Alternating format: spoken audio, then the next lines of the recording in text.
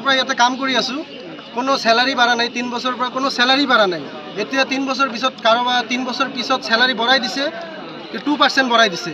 2%ত হয় নেকি? আৰ 2 বছৰ 1 বছৰ হয়েছে সিহঁতৰ একোই বাঢ়া নাই। আর আমার না এরিয়াল দিছে না একো দিছে, একো দিয়া নাই। গভর্নমেন্ট রুটত যেটো আমার স্যালারির লিস্ট আছে এইটো হিসাবত কোনো স্যালারি দিয়া নাই। 8 ঘন্টার পরিবর্তে 12 ঘন্টা খটুৱাই আছে। 8 ঘন্টার পরিবর্তে আমার 12 ঘন্টা কাম হৈ আছে, কিন্তু কোনো ফ্যাসিলিটি নাই ইয়াত। মাহত দুটা রবিবারের এটাও অতি পয়সার টাইম টেবুল তো নাই। 8 ঘন্টার পয়সা দিয়ে আছে, কিন্তু 12 ঘন্টা কাম করাই আছে। দেওবারের দিনে দুটা সানডে ডিউটি করাই আছে, কোনো ফ্যাসিলিটি নাই, কোনো সিস্টেম নাই। ডিউটি যাবই লাগিব দেওবার দুটা কৰি।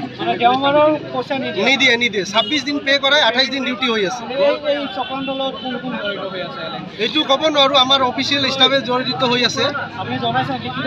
এইটো লিখিতভাৱে হোৱা নাই, আনলিখিতভাৱে কথা হৈছে। 2 বছৰ 3 বছৰ পৰা ফেচ টু ফেচ কথা হৈ আছে, কিন্তু এইটোৰ কোনো একশ্যন লোৱা নাই। আজি সেইকাৰণে আমাৰ ৰাইজে ওলাই আহিছে, এলএনটিৰ যিমান RSW এইটো আমাৰ মানে আইনটো হ'ব লাগে, আৰু এইটো আমাৰ দাবীটো মানি ল'ব লাগে। আমি সবে শ্রমিক হয়, RSWর হয়, আর আমার এই দাবিটো মানি নলওয়ালৈকে আমার এইটো স্টেক থাকিব। আমার দাবি আছে স্যালারি বঢ়ার। এই যার স্যালারি বঢ়াইছে এরিয়াল দিয়াই নাই, এরিয়াল 1 টকাও দিয়া নাই। স্যালারি বঢ়াইছে আপনার কাম কৰিলে সেইটো আমাৰ 1000 টকা মান বঢ়াই দিছে। এইটো 3 বছৰ 1000 টকা বঢ়াইছে। তাৰপিছত একচুয়ালি আমার বছরে বছরে স্যালারি বাড়িব লাগে, ইনক্রিমেন্ট হ'ব লাগে, কোনো ইনক্রিমেন্ট নাই। স্যালারি কোনো সিস্টেমে নাই, যি মন মর্জি তাকে কৰি আছে। ইয়াতে মানে শ্ৰমিকৰ কোনো ভ্যালুই দিয়া নাই ইয়াতে এলএনটিৰ স্টাফে। আৰ সানডে মানে কৰিবই লাগিব, দুটা সানডে ডিউটি কৰিবই লাগিব। কোনো পইচা টইচা সিস্টেম নাই। ধৰক ডিউটি কৰিলোঁ, কোনোবা ঘৰত গ'ল, এডজাষ্টমেণ্ট নকৰে। লাঞ্চিং পইচালে কোনো টকা নাই। ধৰক মানুহ অলপ লেট হ'বই পাৰে, কোম্পানীৰ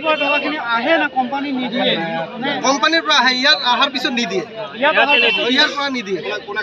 এইটো ক'ব নোৱাৰোঁ কোনে খাই আছে। আমাৰ অফিচিয়েল ষ্টাফৰ অফিচিয়েলি মানুহ কোনে খাই আছে এইটো ক'ব নোৱাৰোঁ। जो आंदोलन में खड़ा हुआ है, इसलिए मेरा भी 3 साल 2 महीना बाकी है, लेकिन किसी किसी का सैलरी बढ़ के आया, मेरा बढ़ा नहीं है। मैं इसीलिए आज आंदोलन में रुका हूँ। जो भी सैलरी बढ़ा है सबके लिए बढ़ा, ये मेरा काम है। और बाकी जो कंपनी का जो रूल रेगुलेशन है वो हम लोग को मिलना चाहिए। জুবিন গাৰ্গৰ গীতসমূহৰ ওপৰত আধাৰিত গানে কি আনে নামৰ এটা সুন্দৰ অনুষ্ঠান আপোনালোকৰ ওচৰলৈ আহি আছে অতি শীঘ্ৰে।